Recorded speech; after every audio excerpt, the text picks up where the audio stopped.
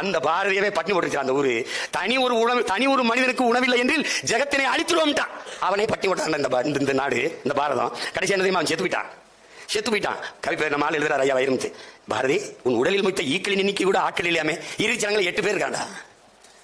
பாரதி எங்க இறங்க பண்ணிருக்கான் இவன் தெரியாது, ஒருத்தனுக்கும் தெரியாது. ஆனா இந்த தேச விடுதலைக்கு பல ஆண்டு காலம் ஜெயில இருந்து 16 ஆண்டு ஜெயில இருந்த நேர்வே கடற்கரையில் பதைக்கப்படா.